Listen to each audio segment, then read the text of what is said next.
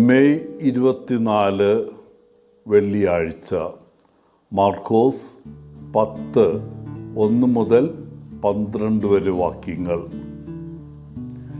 Elizabeth Rosamund Taylor ഒരു British American നടിയായിരുന്നു.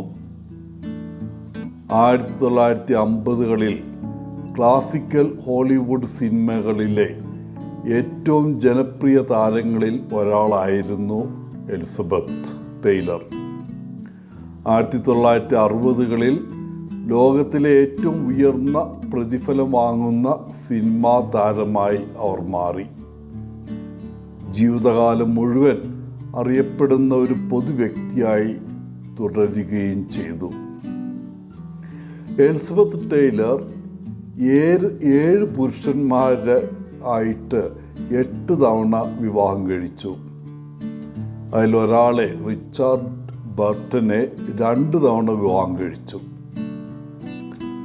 അവളുടെ ആദ്യ വിവാഹം 1 വർഷം പോലും നീണ്ടു നിന്നില്ല.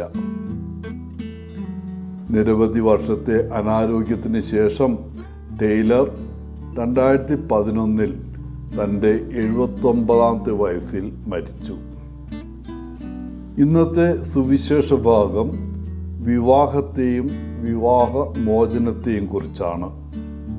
ഫരിസേയർ യേശുവിനോട് ഭാര്യയെ ഉപേക്ഷിക്കുന്നത് നിയമാനുസൃതമാണോ എന്ന് ചോദിക്കുന്നു. എല്ലാ വിവാഹങ്ങളും സ്വർഗത്തിലല്ല നടക്കുന്നത്. ചിലത് നിർബന്ധിത വിവാഹങ്ങളും മറ്റു ചിലത് പ്രണയരഹിതമായ വിവാഹങ്ങളുമാണ്. രാവും പകലും പരസ്പരം പോരടിക്കുന്ന ഒരു വിവാഹിത ദമ്പതികളെ, അല്ലെങ്കിൽ ഒരു 3-ാം കക്ഷിയുമായി അല്ലെങ്കിൽ മറ്റൊരു കക്ഷിയുമായി കലഹിക്കുന്ന ദമ്പതികളെ ഒന്ന് ഓർക്കുക. എത്ര അസന്തുഷ്ടമായ ജീവിതമാണ് അവർക്കുള്ളത്.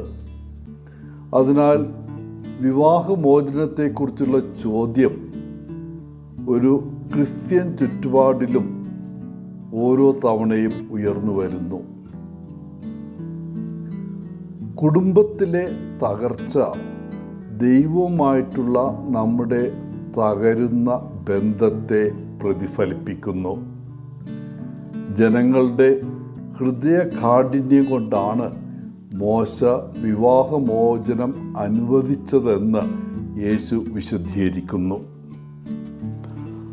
അതേ ഹൃദയകാഠിന്യം തന്നെയാണ് പ്രവാചകന്മാരെയും യേശുവിനെ തന്നെയും കേൾക്കുന്നതിൽ നിന്ന് ഒരുപാട് ആളുകളെ തടഞ്ഞത്.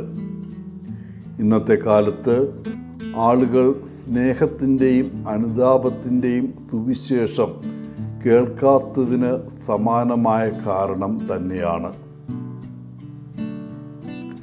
ഒരുപക്ഷെ ദമ്പതികൾ പരസ്പരം കേൾക്കാനും അതിലും പ്രധാനമായി ദൈവത്തെ ശ്രവിക്കാനും പഠിച്ചാൽ വിവാഹമോചനത്തിൻ്റെ പ്രശ്നം ചർച്ച ചെയ്യപ്പെടുക പോലുമില്ലായിരിക്കാം.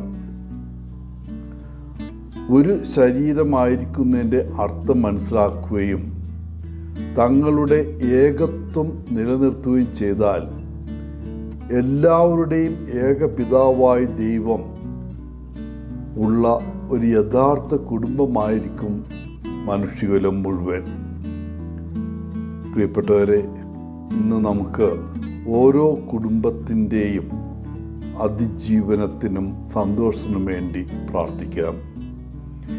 എല്ലാവർക്കും നല്ല ഒരു ദിനം ആശംസിച്ചുകൊണ്ട് ഒത്തിരി സ്നേഹത്തോടെ പോളച്ചൻ CSSR ഫ്രം കൊത്തഗിരി.